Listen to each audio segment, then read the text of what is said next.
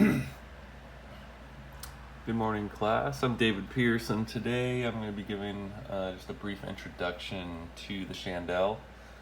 We'll talk a little bit about how it came about, the basic characteristics of the maneuver, how you set up for it, and then how you execute it.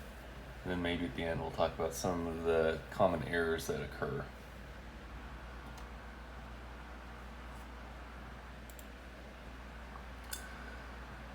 So here are the basics of the maneuver. It's a maximum performance maneuver, which is designed to really allow the largest gain of altitude in the shortest distance of space with an 180-degree turn.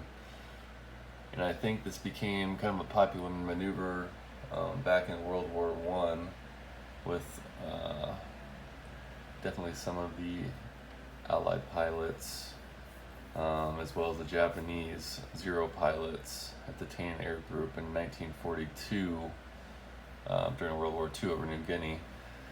But for our purposes, I think it's really used from an examiner point of view to demonstrate your proficiency in controlling the aircraft in a constant rate of turn, minimum radius climbing turn. So when I started commercial maneuvers, it was very clear that some of these maneuvers made me very nervous when they were first demonstrated by my instructor. And I think that's just because my body wasn't used to understanding kind of the limits of the aircraft and what it could handle before stalling and what you could put it through and the rudder inputs to make it keep it coordinated and all that stuff. So I think these commercial maneuvers really make you a better pilot once you are able to grasp them, because you understand the envelope of the aircraft much better. Here's how we set up for the maneuver, right? So you're starting with a constant airspeed, which should be around maneuvering speed, or VA, and that could change a little bit based on what's in the POH for the aircraft you're using.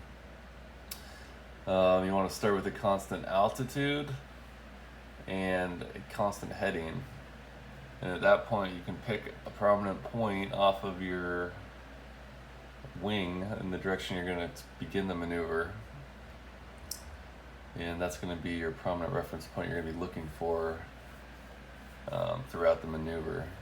So for me in Washington, I like to use Mount Rainier. It's an awesome point, but if it's obstructed by clouds, sometimes I have to go use other points that aren't quite as prominent.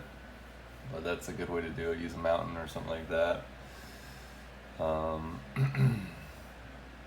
yeah, that's how you set up for the maneuver initially. And then how to execute the maneuver. So basically, as you have all those things done, you roll right into a 30-degree bank while simultaneously adding full power and start your climb.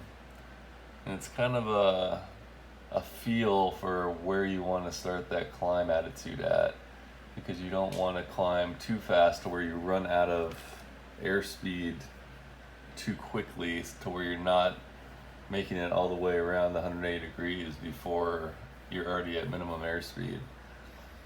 So you want to pick a pitch attitude that's going to allow you a good amount of climb, but it's not going to bleed your airspace or your airspeed super fast.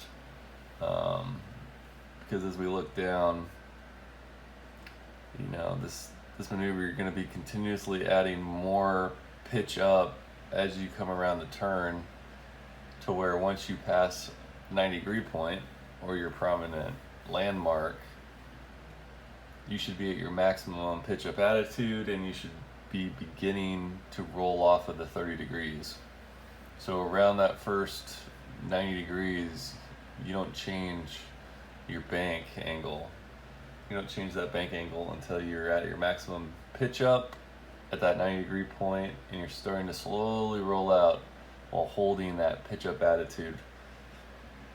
And you should be right around the stall speed as you're doing that. But as you're rolling out on that 100-degree heading, that's basically where you're right at stall speed, and you've probably gained a bunch of altitude if you've done it correctly.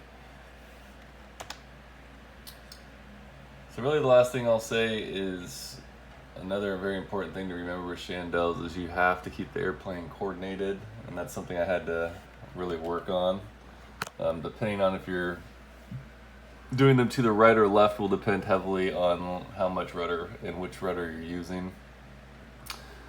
But for example, if you're going to the right, you're going to have a lot more right rudder initially, and you'll need a ton of right rudder when the airplane starts slowing down.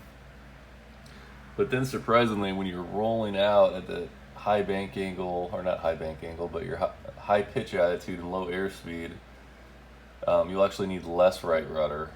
You kind of let it out a little bit as you start to speed up again.